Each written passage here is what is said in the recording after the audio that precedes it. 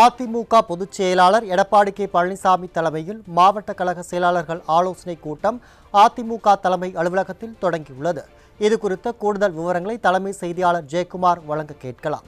வணக்கம் ஜெயக்குமார், கூடுதல் தகவல்கள்.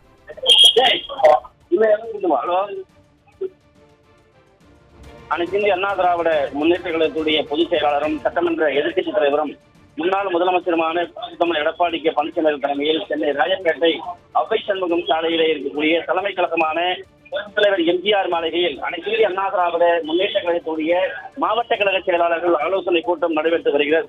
இந்த ஆலோசனை கூட்டத்திலே தமிழகம் முழுவதும் இருக்கக்கூடிய அனைத்து இந்திய அண்ணா திராவிட முன்னேற்ற கழகத்துடைய மாவட்ட கழக செயலாளர்கள் அனைவரும் பங்கேற்றிருக்கிறார்கள். குறிப்பாக அதிமுகவுடைய தலைமை கழகத்தில் நடைபெறக்கூடிய இந்த ஆலோசனை கூட்டத்திற்கு முன்னதாக அதிமுகவுடைய பொதுச் செயலாளர் புரட்சித்தலைவர் எடப்பாடி கே பழனிசாமி அவர்கள் சென்னை பசுமை சாலையில் இருக்கக்கூடிய செவ்வந்தியில் இருந்து புறப்பட்டு அதிமுகவுடைய தலைமை கழகம் வருவதை ஏராளமான அதிமுக நிர்வாகிகளும் தொண்டர்களும் சேர்ந்து உற்சாகமான வரவேற்பை அளிக்கிறார்கள்.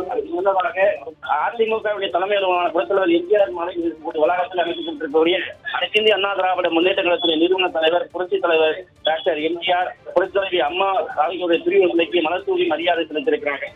அனைத்து இந்திய அண்ணா திராவிட முன்னேற்ற கழகத்துடைய பொதுச் செயலாளர் தலைமையில் நடைபெறக்கூடிய இந்த ஆலோசனை கூட்டத்தில் மாவட்ட கழக செயலாளர்கள் ஏற்கனவே எஸ்ஐஆருடைய பணிகள் குறிப்பாக எஸ்ஐஆருக்கு காலக்கெடு செய்யப்பட்டிருக்கிறது.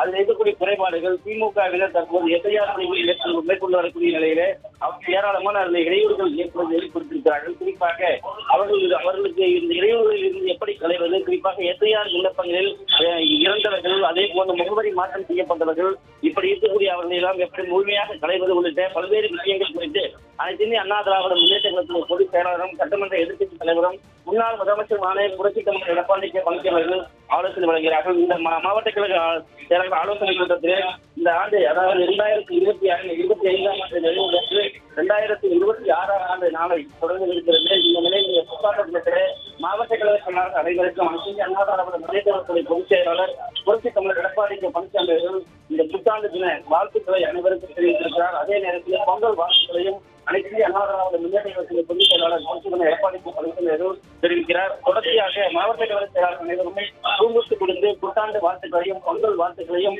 அனைத்து இந்திய அண்ணா திராவிட முன்னேற்ற கழகத்துடைய பொதுச் செயலாளர் புரட்சித் தலைவர் எடப்பாடி கே பழனிசாமி அவர்கள் தெரிவித்திருக்கிறார்கள்.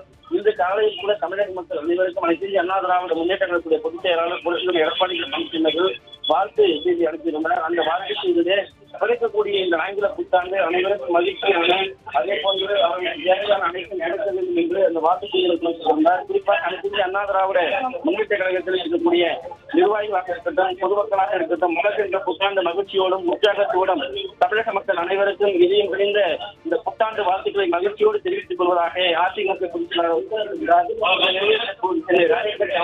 சாலையில் இருக்கக்கூடிய பொதுச் தலைவர் எம்ஜிஆர் மாளிகையில் அனைத்து இந்திய அண்ணா திராவிட முன்னேற்ற கழகத்துடைய பொதுச் செயலாளரும் சட்டமன்ற எதிர்க்கட்சி தலைவரும் முன்னாள் முதலமைச்சருமான புரட்சித் தலைவர் எடப்பாடி கே பழனிசாமி தலைமையில் மாவட்ட கழக செயலாளர்கள் ஆலோசனை கூட்டம் நடைபெற்றது என்பது குறிப்பிடத்தக்கது.